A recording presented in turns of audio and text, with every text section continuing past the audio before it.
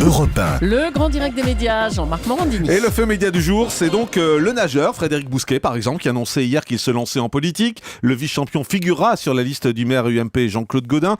Frédéric Bousquet, qui est loin d'être la première personnalité à se lancer ainsi pour ces municipales. Benjamin Muller, bonjour. Bonjour Jean-Marc. Vous êtes journaliste média Europe 1. Alors on commence donc par Frédéric Bousquet, qui, le jeu de mots est facile, se lance dans le grand bain de la politique. Oui, la tête la première même, c'est facile. Frédéric Bousquet, on le rappelle, ce n'est pas n'importe qui. Vice-champion olympique aux Jeux de Pékin, plusieurs fois champion d'Europe, une fois champion du monde. Par ailleurs, ex-compagnon de Laure Manodou. Bref, une grande star de la natation française qui a annoncé hier qu'il figurerait sur les listes UMP de Jean-Claude Gaudin à Marseille. Bousquet serait même en position éligible et pourrait donc faire, si Gaudin est réélu, son apparition au conseil municipal de la ville. Alors Bousquet s'est justifié hier lors d'une conférence de presse. Il explique que non, il n'est pas de droite, mais que oui, il veut s'engager.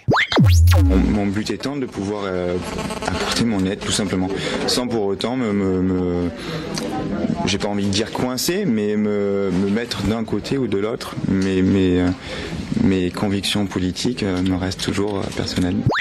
Voilà Frédéric Bousquet qui veut se rendre utile à Marseille. Ce n'est pas la première personnalité qui se lance dans le combat des prochaines municipales. Dans un autre registre, c'est l'animateur Vincent Lagaffe qui sera sur la liste d'un candidat à Cavalère-sur-Mer, un candidat sans étiquette, alors qu'en 2008, il soutenait la candidate UMP. Lagaffe, on le sait, c'est un grand fan de sport nautique et selon Var Matin, s'il a décidé de changer de liste, c'est à cause de l'annulation d'une compétition de scooter des mers. Comme quoi, ça ne tient pas grand-chose. Non, ça ne tient pas grand-chose l'engagement. Ça l'a énervé.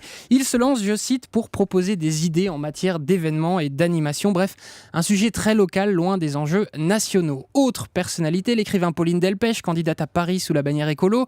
Dans le Nord, on en a parlé là aussi, la mère de Danny Boone, Danielle Amidou Ducatel, candidate et numéro 2 sur la liste UMP à la mairie d'Armentières. Et puis après, ça devient un peu plus folklorique. Alexandre Piel, alors qui est-il ? Mister Univers, candidat socialiste en Seine-Maritime. Ancien garde du corps de François Hollande. Voilà, Mathieu Johan de la Starac, candidat dans la Manche sur une liste d'hiver droite, ou encore l'acteur Benoît Solestre, resté célèbre pour son rôle dans Les Vacances de l'amour, la suite d'Hélène et les garçons. Lui, il rejoint NKM à Paris. À noter également que le Front National aussi a réussi à attirer des personnalités plus ou moins connu. Bruno Clavé, ancien candidat de X Factor, candidat sur la liste FN du 3e arrondissement de Paris. Et aussi Michel Cataneo, un chanteur gothique marseillais que vous connaissez bien, Jean-Marc, dont le titre phare s'appelle Schizophrénia. D'accord. Eh bien, lui a quitté son groupe Without Sense pour rejoindre le Rassemblement Bleu Marine qu'il représentera dans le 4e secteur de Marseille. Alors voilà donc pour toutes ces personnalités au profil bien différent qui se lancent pour les prochaines élections municipales, sachant qu'il existe quand même de nombreux exemples de reconversions réussies en politique. Oui, certains ont effectivement réussi de belles carrières politiques ayant éclipsé ce qu'il faisait avant. Noël Mamère, par exemple, star du JT d'Antenne 2 dans les années 80, qui deviendra par la suite député européen, maire de Bègle et même candidat écolo à la présidentielle de 2002. Une reconversion plus récente, c'est celle de Frédéric Mitterrand, bien sûr, ministre de la Culture de Nicolas Sarkozy, après une carrière artistique qu'on ne présente plus.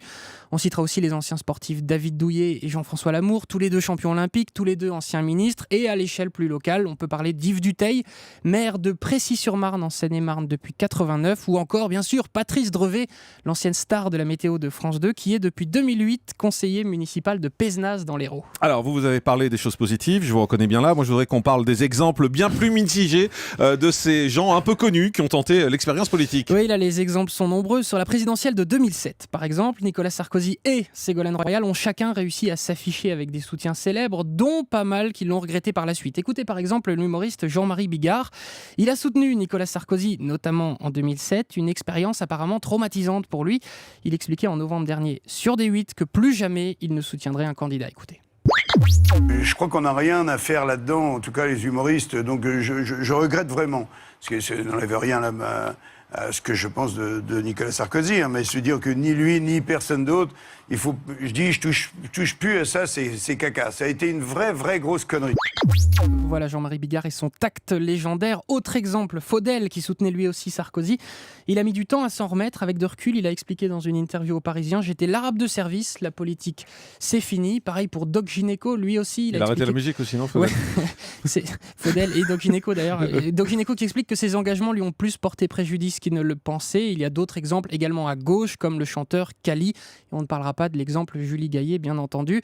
Là, donc, il s'agissait d'élections présidentielles. La passion suscitée est beaucoup plus importante que pour des municipales. Et donc, pour revenir sur le cas de Frédéric Bousquet, son image ne devrait pas être trop salie par cet engagement, car celui-ci reste local. Et si un jour il décidait d'aller plus loin, de se lancer aux législatives par exemple, ce serait là beaucoup plus risqué et beaucoup plus violent, même si pour l'instant il confie à Var Matin que sa carrière de nageur est loin d'être terminée. Il a donc le temps de réfléchir. Merci beaucoup Benjamin Muller.